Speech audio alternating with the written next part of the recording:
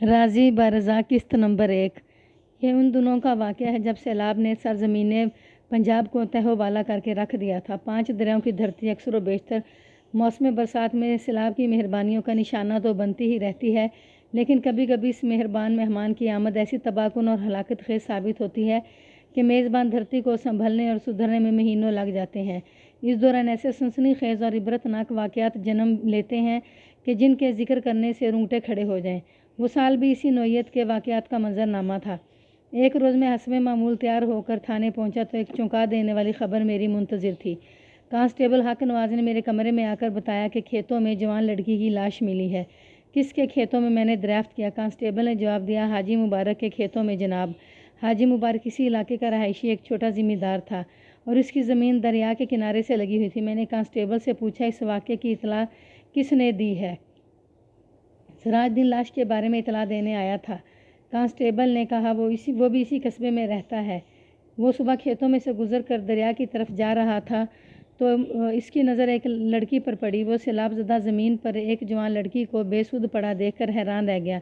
اندرونی تجسس کے ہاتھوں مجبور ہو کر وہ مذکورہ لڑکی کے قریب چلا گیا اور اس پر یہ انکشاف ہوا کہ وہ لڑکی زندگی کی رونق سے خالی ہو چکی ہے۔ اس کے بعد وہ سیدھا تھانے چلا آیا تھا۔ کانسٹیبل حق نواز نے ایک ہی سانس میں لڑکی کی لاش اور اطلاع کنندہ کے بارے میں تفصیل بیان کر دی۔ تو میں نے ٹھہرے ہوئے لہجے میں پوچھا، سراج دین اس وقت کہاں ہے؟ وہ تو چلا گیا جناب، کانسٹیبل نے بتایا۔ کمال ہے، میں نے تیز نظروں سے کانسٹیبل کو گھورا۔ مجھ سے ملے بغیر وہ کیسے چلا گیا؟ بات دراصل یہ ہے جناب، کانسٹیبل وضاحت کرتے ہوئے بولا۔ سراج کی بیوی زچگی کے عمل سے گزرنے والی ہے۔ وہ دریا کے اس پار ایک دائی کے پاس جا رہا تھا۔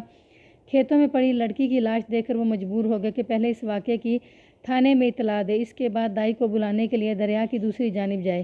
اس کے جذبے نے مجھے بے حد متاثر کیا، لہذا میں نے اسے فوراً جانے کی اجازت دے دی۔ کانسٹیبل سانس درست کرنے کے لیے متوقف ہوا، پھر اضافہ کرتے ہوئے بولا، سراج دین نے وعدہ کیا ہے کہ وہ دائی کو اپنی بیوی کے پاس چھوڑ کر دوبارہ تھانے آئے گا، پھر ہم اس سے ضروری پوچھ گچھ کر سکتے ہیں۔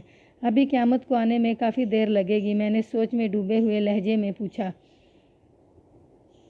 قیامت؟ اس نے حیرت بھری نظروں سے مجھے دیکھا۔ میں نے اس کی حیرت کو نظر انداز کرتے ہوئے گہری سنجیدگی سے کہا، حق نواز، میں نے بزرگوں سے سن رکھا ہے کہ جب تک انسانیت سے بھرپور ایک انسان بھی اس روئے زمین پر باقی ہے تو قیامت نہیں آ سکتی۔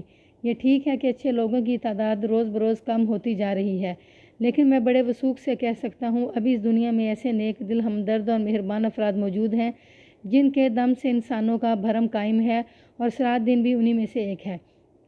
میں نے لمحاتی توقف کیا، پھر اپنی بات مکمل کرتے ہوئے کہا، دیکھو، اس اللہ کے بندے کے گھر والی بچے کو جنم دینے والی ہے۔ وہ اس عمل کو آسان اور محفوظ بنانے کے لیے دریا کے اس پار سے ایک دائی کو لینے جا رہا تھا، لیکن انسانی ہمدردی اور اخلاقی فرض نے اسے روک لیا۔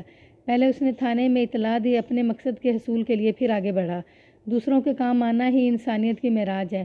آپ بالکل ٹھیک کہہ رہے ہیں ملک صاحب، حق نواز تائیدی انداز میں گردن ہلاتے ہوئے بولا۔ میں سراج کو اچھی طرح جانتا ہوں، وہ بڑا ہی نیک بندہ ہے۔ میں نے پوچھا، چودھری فرید کہاں ہے؟ فرید نامی کانسٹیبل میرے تھانے کے عملے میں شامل تھا۔ اس کا کسی چودھری خاندان سے کبھی کوئی تعلق یا رشتہ نہیں رہا تھا، اس کے باوجود بھی اس کے نام کے ساتھ چودھری کا لفظ جڑا ہوا تھا۔ بات دراصل یہ تھی کہ کانسٹیبل فرید کو ہر کام ہر معاملے میں پیش رہنے کا بہت شوق تھا۔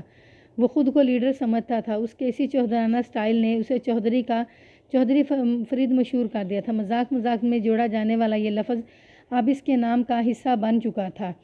حق نواز نے میرے سوال کے جواب میں بتایا، ملک صاحب، فرید تو امدادی پارٹی کے ساتھ گیا ہوا ہے۔ اس سال سیلاب نے جس طوفانی انداز میں تباہ کاری مچائی تھی، اس کو مد نظر رکھتے حکومت کی جانب سے ہر علاقے کے تھانے کو یہ احکام موصول ہوئے تھے کہ وہ امدادی پارٹیاں تشکیل دیں جو گرد و نواح کے علاقوں کا گشت کریں اور سیلاب زدگان کی ہر ممکنہ مدد اور بحالی کے لیے کام کریں۔ چنانچہ میں نے اپنے تھانے کے عملے میں سے 3 افراد کی ایک امدادی پارٹی ترتیب دی تھی، جن کی قیادت کانسٹیبل چودھری فرید کے ذمے تھی۔ یہ لوگ علاقے کے افراد کے ساتھ مل کر فوری امدادی کاموں میں مصروف تھے، لہٰذا ان تینوں کا زیادہ تر وقت تھانے سے باہر ہی گزرتا تھا۔ فرید کے ساتھ دوسرے اور 2 کانسٹیبل آفتاب اور منظور تھے۔ پہلے میرے ذہن میں یہ خیال آیا تھا کہ میں فرید کو اپنے ہمراہ جائے وقوع پر لے جاؤں گا، مگر اس کی عدم دستیابی کو دیکھتے ہوئے میں نے حق نواز کو ساتھ لے جانے کا فیصلہ کر لیا اور اس فیصلے سے آگاہ بھی کر دیا۔ وہ میرا اشارہ پاتے ہی وہ ضروری تیاری میں مصروف ہو گیا۔ ٹھیک 10 منٹ بعد ہم جائے وقوع کی جانب روانہ ہو گئے۔ حاجی مبارک کی زمین دریا کے کنارے سے لگی ہوئی تھی۔ ایسی زمین کی زرخیزی میں کوئی کلام نہیں ہوتا، لیکن جب بھی کبھی بھی دریا میں طغیانی آ جائے اور اس کا پیمانہ جھلک جائے تو سب سے زیادہ نقصان بھی اسی خطۂ اراضی کو پہنچتا ہے۔ یہ تو ایک آفاقی فارمولہ بھی ہے، انسان کو سب سے زیادہ فائدہ جس شے سے حاصل ہو رہا ہو، اگر وہ شے اس سے بگڑ جائے تو سب سے زیادہ ضرر رساں بھی وہی ثابت ہوتی ہے۔ اس سیلاب نے دریا کے کناروں کو مختلف مقامات سے اس قابل نہیں رہنے دیا تھا کہ وہ دریائی پانی پر قابو رکھ سکیں۔ دریا کے کنارے دو مضبوط اور توانا بازوؤں کے مانند ہوتے ہیں جن کی مدد سے وہ بہنے والے پانی کو اپنی آغوش میں سمیٹے رکھتا ہے۔ اگر کسی شخص کے دونوں بازو کندھوں سے کٹ جائے تو اپنی آغوش میں موجودہ کسی شے پر بھی گرفت نہیں رکھ سکتا۔ کچھ ایسا ہی حال اس دریا کا بھی تھا۔ سیلاب نے دریا کے اس کنارے کو بری طرح پچھاڑ ڈالا تھا جو ہمارے علاقے سے لگا ہوا تھا۔ حاجی مبارک کی اراضی چونکہ دریا کے کنارے سے لگی ہوئی تھی، لہذا اسے اچھا خاصا نقصان پہنچا تھا۔ اس جوان لڑکی کی لاش اسی زیر آب زمین پر پڑی ملی تھی۔ چند منٹ کے بعد ہم جائے وقوع پر پہنچ گئے۔ ہم سے پہلے بھی چند افراد وہاں موجود تھے، ہمیں دیکھتے ہی وہ ایک طرف ہٹ گئے۔ میں مذکورہ لاش کے قریب چلا گیا اور باریک بینی سے اس کا جائزہ لینے لگا۔ اس بات کا یقین مجھے پہلے ہی نظر میں ہو گیا تھا کہ وہ لڑکی زندگی سے بہت دور جا چکی تھی۔ میں نے اس کی لاش کو الٹ پلٹ کر ضروری امور کا جائزہ لیا اور اس نتیجے پر پہنچا کہ اس کی موت واقع ہوئے کئی گھنٹے گزر چکے تھے۔ یہ عین ممکن تھا کہ اس نے گزشتہ شام یا رات کے ابتدائی حصے میں موت کو گلے لگایا ہو۔ اس کے بدن پر بظاہر ایسی کوئی چوٹ نظر نہیں آ رہی تھی جسے اس کی موت کا سبب سمجھا جاتا۔ صحیح صورتحال کا اندازہ تو پوسٹ مارٹم کی رپورٹ اور لاش کے تفصیلی معائنے کے بعد ہی لگایا جا سکتا تھا۔ میں نے موقع پر موجود نصف درجن افراد سے باری باری اس متوفی لڑکی کے بارے میں سوال کیا۔ ان سب کا تعلق اسی گاؤں یعنی موضع چک جمال میں سے تھا۔ انہوں نے مختلف الفاظ کا استعمال کرتے ہوئے ایک جیسا جواب دیا، اور وہ جواب یہ تھا: متوفی بد نصیب چک جمال کی رہنے والی نہیں تھی۔ یہ جواب خاصا فکر انگیز اور تشویشناک تھا۔ اگر وہ چک جمال سے تعلق نہیں رکھتی تھی تو پھر کہاں سے آئی تھی؟ اسے کس نے موت کے حوالے کیا اور کیوں؟ یہ تمام وہ سوالات تھے جن کے جوابات مجھے تلاش کرنے تھے تاکہ اس اجنبی لڑکی کی پراسرار موت کا معمہ حل کیا جا سکے۔ اس میں شک و شبے کی کوئی گنجائش نہیں تھی کہ وہ ایک حسین و جمیل لڑکی تھی۔ اس کی عمر بھی میرے محتاط اندازے کے مطابق 19-20 سال ہوگی۔ ایک خطرناک سوال میری سوچ کو خاصا منتشر اور بے چین کر رہا تھا، یہ جاننے کے بعد کہ وہ ایک چک جمال کی رہنے والی نہیں تھی۔ ایک خاص قسم کی تشویش نے مجھے اپنے گھیرے میں لے لیا تھا۔ اس بات کے امکانات بہت کم تھے کہ اس بد نصیب کی موت طبعی ہوئی ہوگی، اگرچہ اس کے بدن کے کھلو حصوں پر مجھے کوئی ایسے آثار دکھائی نہیں دیے تھے جس سے یہ اندازہ قائم کیا جاتا کہ اسے قتل کیا گیا ہے۔ ہاں، پوسٹ مارٹم رپورٹ سے ہی حالات کی اصلی صورتحال سامنے آ سکتی تھی۔ فی الوقت میں اس اجنبی لڑکی کی موت کے حوالے سے کوئی حتمی بات کرنے کی پوزیشن میں نہیں تھا۔ لاش کو پوسٹ مارٹم کے لیے سرکاری ہسپتال بھجوانے سے پہلے میں نے گاؤں سے مزید افراد کو جائے وقوع پر طلب کیا اور ان سے متوفی لڑکی کے بارے میں استفسار کیا۔ دراصل میں اپنے طور پر یہ تسلی کرنا چاہتا تھا کہ کیا وہ لڑکی واقعی چک جمال کی رہنے والی نہیں۔ چک جمال میں بسنے والے متعدد معتبر افراد نے جب مجھے یقین دلا دیا کہ اس لڑکی کا ان کے گاؤں سے کوئی تعلق نہیں تو میں نے جلدی موقع کی ضروری کارروائی نپٹائی اور مذکورہ لاش کو پوسٹ مارٹم کے لیے بھجوا دیا۔ جائے وقوع پر موجود افراد میں سے میں نے ضروری پوچھ گچھ کر لی تھی اور اس کوشش سے کوئی مفید نتیجہ برآمد نہیں ہوا تھا، نہ ہی کوئی ایسا اشارہ مل سکا جو اس لڑکی کی شناخت یا موت کے معاملے پر روشنی ڈال سکتا۔ حاجی مبارک بھی وہاں موجود تھا۔ اس نے مجھے ایک طرف لے جا کر کہا: ملک صاحب، یہ لڑکی مجھے کسی اور علاقے کی ہی لگتی ہے۔ ظاہر ہے حاجی صاحب، میں نے اس بات میں گردن ہلاتے ہوئے کہا، جب وہ اس علاقے کی نہیں تو کسی دوسرے علاقے کی ہی ہوگی۔ وہ دریا کے ٹوٹے کناروں کی جانب دیکھنے لگا۔ میں اس کی نگاہ کا مطلب سمجھ گیا۔ اس سے پہلے کہ وہ کچھ بولتا میں نے معنی خیز لہجے میں کہا: حاجی صاحب، یہ نکتہ میرے ذہن میں بھی۔ آپ فکر نہ کریں، انشاءاللہ میں اسے ضرور چیک کروں گا۔ جی؟ وہ الجھن زدہ حیرت سے مجھے دیکھنے لگا۔ میں نے اپنی مبہم بات کی وضاحت کرتے ہوئے کہا: حاجی صاحب، یہ آپ کی زمین کے ساتھ ساتھ جو دریا رواں ہے نا، اس نے اس سال کھڑی فصلوں کے علاوہ خالی کھیتوں کو بھی بہت نقصان پہنچایا ہے، خاص طور پر وہ مقامات جہاں سے دریا کا کنارہ ٹوٹا۔ امڑ آنے والے سیلابی ریلوں نے تو قیامت ہی برپا کر دی ہے۔ آپ کی زمین بھی ایسے ہی متاثرہ قطعات اراضی میں شمار ہوتی ہے۔ سیلاب کا پانی اپنے ساتھ پتہ نہیں کون سی چیزوں کو بہا لے آیا ہے۔ اس بات کے قوی امکانات ہیں کہ یہ اجنبی لڑکی بھی دریا میں بہتے ہوئے کہیں اور سے یہاں پہنچی ہے۔ لہٰذا میں نے سانس درست کرنے کے لیے توقف کیا، پھر لمحاتی خاموشی کے بعد اپنی بات مکمل کرتے ہوئے کہا: میں اس دریا کے ساتھ ساتھ پائے جانے والے تمام گاؤں اور دیہاتوں کو بھی چیک کروں گا۔ ہو سکتا ہے یہ مصیبت کی ماری ہوئی لڑکی ہو، اس کا گھر خاندان سب کچھ سیلاب کی نظر ہو گیا اور اسی قیامت خیزی میں یہ بھی موت کے منہ میں جا گری ہو، پھر اس کی لاش دریا کے پانی کے ہمراہ سفر کرتے ہوئے ہمارے علاقے میں پہنچ گئی ہو और यहाँ से दरिया का किनारा टूटा होने के सबब वो आपके खेतों में निकल आई हो। आप बहुत ज़हीन पुलिस ऑफिसर हैं थानेदार साहब, हाजी मुबारक ने जोश भरे लहजे में कहा। आपने बड़े मंतकी अंदाज में मौजूदा हालात का तज्जिया किया है। मैंने ठहरे हुए लहजे में कहा, इसमें जहानत से ज़्यादा मौका शनासी और मामला फहमी को दखल है। बहरहाल ये सब तो करना ही पड़ता है, थानेदारी कोई आसान काम तो नहीं। वो पुरसोच अंदाज में बोला। यह दरिया मशरिक़ से मगरिब की समत बहते हुए हमारे गांव चक जमाल के करीब से गुजरता है। अगर हमारा अंदाज़ा दुरुस्त है तो फिर ये बदकिस्मत लड़की ऊपर के किसी गांव की रहने वाली है। मेरी मालूमात के मुताबिक बलाई जानिब लगभग 3 मील के फासले पर पहला गांव कोटली मुराद है। मेरा ख्याल है आप सबसे पहले इस गांव को चेक करना पसंद फरमाएंगे। नहीं, मैंने कतियत से नफ़ी में गर्दन हिलाई और गहरी संजीदगी से कहा, मैं कोटली मुराद से पहले किसी और शय को चेक करना चाहता हूँ। कोई और शय? वो मुतज़ब्ज़ब नज़रों से मुझे तकने लगा। मैंने इंकिशाफ अंगेज़ लहजे में कहा, और वो शय है हाजी मुबारक अली। क्या आप मुझे चेक करेंगे? वो लखनत ज़दा लहजे में बोला। हाजी साहब, मैंने ठहरे हुए लहजे में कहा, आपके पास यही ज़मीन है या इसके अलावा भी किसी कित्ता या राजी के मालिक हैं आप? हाजी मुबारक अली मेरी मालूमात के मुताबिक एक छोटा ज़मींदार था, लेकिन मैं नहीं जानता था कि इसके पास कितनी ज़मीन है। वो अपनी हैरत और उलझन को बरकरार रखते हुए बोला, जनाब मेरे पास 22 से ही 14 एकड़ ज़मीन है और ये सारी की सारी ज़मीन ज़ेरे आ चुकी है। मैंने दरिया की सिमत उंगली उठाकर इधर से उधर देखते हुए कहा, लहजा आजकल आपको काफ़ी फुर्सत होगी। मैं गलत तो नहीं कह रहा हूँ ना? आप कह तो बिल्कुल दुरुस्त रहे हैं, वो तामल करते बोला, मगर यह फुर्सत बड़ी तकलीफ़ देने वाली और अफसोसनाक है।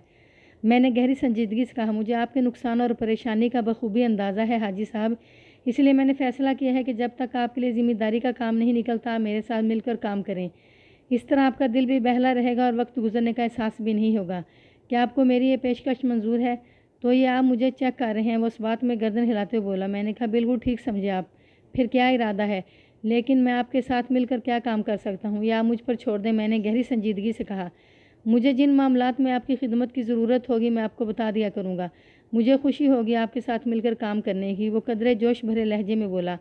हाजी मुबारक खासा माकूल और पढ़ा लिखा इंसान था। उसने प्राइमरी तक तालीम हासिल कर रखी थी। इस ज़माने में तालीम का मेयार आज के मुकाबले में बहुत बुलंद हुआ करता था।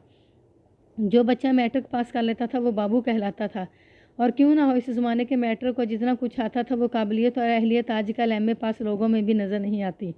हाजी मुबारक को फ़ारग देखकर मैंने इसकी खिदमत से फ़ायदा उठाने का फ़ैसला किया था। वो इस इलाके और गिरदोनवा के गांव देहात वगैरह के तारीख़ी जोग्राफिया पर अथॉरिटी माना जाता था। वैसे भी इन दिनों सैलाब की तबाहकारियों ने कुछ इस नोयत के हंगामी हालात पैदा कर देते कि थाने का हमला कम पड़ने लगा था। ऐसे में मुफीद लोगों का साथ खासा कारआमद साबित हो सकता था। मैंने हाजी मुबारक अली की तरफ देखते हुए कहा, हाजी साहब आप दोपहर के खाने के बाद थाने आ जाएं। मैं इस मुतवफ़ी लड़की का आता पता लगाने मशरिक़ की तरफ जाने का इरादा रखता हूँ। मैं चाहता हूँ आप मेरे साथ चलें। ठीक है जनाब, जो आपका हुक्म। वो फरमाबरदारी से बोला। मैं खाने के बाद थाने में ज़रूर हाजिर हो जाऊँगा। जाए वक़ुआ की कार्रवाई मुकम्मल करने के बाद मैंने नामालूम लड़की की लाश पोस्टमार्टम की गरज से सरकारी अस्पताल भिजवा दी थी। लिहाजा अब वहाँ मेरे लिए कोई काम बाकी नहीं बचा था। इस बात ने सूरत हाल को काफ़ी हद तक उलझा कर रख दिया था कि मुतवफ़िया इस गाँव से ताल्लुक़ नहीं रखती थी। लिहाजा इसकी शनाख्त और मालूमात के लिए मुझे ज़्यादा सरगर्मी दिखाने की ज़रूरत थी। मैं कांस्टेबल हक नवाज़ के हमरा वापस थाने की जानिब चल पड़ा। हम थाने से अभी चंद गज दूर ही थे कि सामने से एक शख्स तेज़ कदमों से चलते हुए हमारी तरफ आता दिखाई दिया। मैं इस शख्स की सूरत से आशना नहीं था, लिहाजा वो उलझन ज़दा नज़रों से उसे देखने लगा। हक नवाज़ ने मेरी उलझन को फ़ौरन दूर कर दिया। मलक साहब, ये तो सराजुद्दीन है। हक नवाज़ सरसराती हुई आवाज़ में बोला। बड़ी तेज़ी में नज़र आ रहा है। इतनी देर में सराजुद्दीन हमारे करीब पहुंच गया। सराजुद्दीन ने मेरी जानिब देखते हुए खुशी से कहा, थानेदार साहब, सोहने अल्लाह ने मुझे बेटी दी है। बहुत बहुत मुबारक हो भाई सराजुद्दीन। मैंने खलूसे दिल से कहा, बेटियां तो अल्लाह की रहमत होती हैं। ये समझो अल्लाह ने बेटी की शक्ल में तुम पर अपनी रहमत निछावर कर दी है। हक नवाज़ ने भी बाप बनने पर इसे मुबारकबाद दी। सराजुद्दीन की शायद बेटी की विलादत पर इसलिए भी ज़्यादा खुश था कि इसके घर में पैदा होने वाला पहला बच्चा था। वो मुझसे मुखातिब होते हुए बोला, मलक साहब, सुबह उधर पिपलीज वाला जाना बहुत ज़्यादा ज़रूरी था, इसलिए मैं थाने में रुक नहीं सका। मैं अभी भी इसीलिए हाजिर हुआ कि आपने मुझसे जो कुछ पूछना हो इससे मुझसे पूछ लें। मैंने पूछा, सराजुद्दीन, क्या तुम्हें दाई हनीफ़ा अपने घर में ही मिल गई थी? इस सवाल पर सराजुद्दीन ने मुझे चौंक कर देखा। उस बात में सर हिलाते हुए बोला, जी वो अपने घर में ही मौजूद थी। मैंने सवाल इसलिए किया था कि मेरी मालूमात के मुताबिक हनीफ़ा बेहद मसरूफ़ दाई थी। इसकी मांग इतनी ज़्यादा थी कि वो अक्सर बेशतर गांव से बाहर कहीं ना कहीं गई होती थी। ताहम हालिया सैलाबी सूरत हाल ने ज़िंदगी के दूसरे शोबों की तरह इसके काम को भी بڑی حد تک متاثر کیا تھا۔ جب اس رات کو وہ بآسانی گھر پر مل گئی تھی۔ بہرحال اس مصروفیت کے 2 بڑے سبب تھے۔ نمبر 1، اس علاقے میں اور کوئی قابل ذکر دائی موجود نہیں تھی۔ نمبر 2، وہ اپنے کام بلکہ فن میں اس قدر ماہر تھی کہ لوگ اس پر اندھا اعتماد کرتے تھے۔ میں نے وہیں کھڑے کھڑے 10 منٹ تک سرادین سے پوچھ گچھ کی۔ اس نے میرے سوالات کے معقول اور سادہ جواب دیے، اور وہ تمام جوابات میرے کسی کام کے نہیں تھے۔ چک جمال کے دیگر افراد کی طرح وہ بھی معلوم نوجوان متوفی لڑکی کے بارے میں کچھ نہیں جانتا تھا۔ اس نے آج صبح زندگی میں پہلی مرتبہ اس کو بلکہ اس کی لاش کو دیکھا تھا۔ میں نے اس پوچھ گچھ کے اختتام پر اسے ایک ہدایت کی کہ اگر متوفی لڑکی کے حوالے سے اسے کوئی چھوٹی سے چھوٹی بات بھی پتہ چلے تو وہ تھانے آ کر فوراً مجھے اطلاع دے۔ اس نے یقین دلایا کہ من و مان میری ہدایت پر عمل کرے گا۔ میں نے قدرے تحکمانہ انداز میں کہا، جب تھانے کی طرف چکر لگے تو خالی ہاتھ نہیں آنا۔ جی جی، وہ بڑی تیزی سے سر کو اثباتی جنبش دیتے ہوئے بولا۔ آپ فکر نہ کریں جناب، آپ کی مٹھائی تو میں سب سے پہلے پہنچاؤں گا۔ بھائی سرادین، تم تو بہت ہوشیار آدمی ہو۔ میں نے گھور کر اسے دیکھا۔ میرے مٹھائی والے اشارے کو تو تم نے فوراً سمجھ لیا۔ بس جناب، بچی کی خوشی اتنی ہے کہ دل چاہتا ہے پورے چک جمال کے لوگوں کو مٹھائی کھلاؤں۔ وہ جذبات سے مغلوب لہجے میں بولا۔ میں نے تہہ دل سے کہا، اللہ تمہاری بچی کا نصیب اچھا کرے۔ پھر ہم سرادین سے الگ ہو کر تھانے کی طرف قدم اٹھانے لگے اور وہ اپنے گھر کی سمت بڑھ گیا۔ تھوڑی دیر کے بعد کانسٹیبل حق نواز نے مجھ سے مخاطب کرتے ہوئے کہا، ملک صاحب، میں آپ کی بات کا قائل ہو گیا ہوں۔ کون سی بات بھائی؟ میں نے چونک کر اس کی طرف دیکھا۔ وہی جناب کہ قیامت کو آنے میں ابھی بہت وقت لگے گا۔ ہاں یہ تو ٹھیک ہے، لیکن کس وجہ سے تم قائل ہو یہ تو بتاؤ۔ سرادین کے گھر میں بچی پیدا ہوئی ہے، وہ وضاحت کرتے ہوئے گہری سنجیدگی سے بولا۔ میں نے بزرگوں سے سن رکھا ہے کہ قیامت سے کچھ عرصہ پہلے بچوں کی پیدائش کا عمل رک جائے گا، اور جس وقت قیامت برپا ہوگی روئے زمین پر کوئی بھی معصوم چھوٹا بچہ موجود نہیں ہوگا۔ ہم اسی موضوع پر باتیں کرتے ہوئے تھانے پہنچ گئے۔ اس سال وقت سے پہلے بارشیں شروع ہو گئی تھیں اور معمول سے بڑھ کر ہوئی تھیں۔ موسم برسات کا آغاز عموماً ساون کی آمد کے ساتھ ہی ہوا کرتا تھا، جو جولائی کے وسط میں شروع ہوتا ہے، لیکن اس دفعہ اساڑھ کے آخری دنوں میں ہی برسات کا سلسلہ شروع ہو گیا تھا، جو کہ اب تک ساون کے اختتام پر بھی جاری تھا۔ اسی بارش نے دریا کے سینوں کو بھر کر امڑنے پر مجبور کر دیا تھا، جو سیلاب کی صورت اختیار کر کے ایک دوسرے سے سرے تک منمانیاں کرتا پھر رہا تھا۔ ہزاروں گھر اور کھیت کھلیان زیر آب آ گئے تھے۔ بعض علاقوں میں کھڑی فصلوں کو بھی شدید نقصان پہنچا تھا۔ اگر اس سال کی سیلابی تباہ کاریوں کا رقم کیا جاتا تو ہزاروں صفحات پر مشتمل ایک عبرت انگیز اور اونگٹے کھڑے کر دینے والی عظیم کتاب مرتب کی جا سکتی تھی۔ حاجی مبارک علی کے کھیتوں میں جو نامعلوم نوجوان لڑکی کی لاش ملی تھی، وہ بھی اسی خرابے کا کارنامہ تھا۔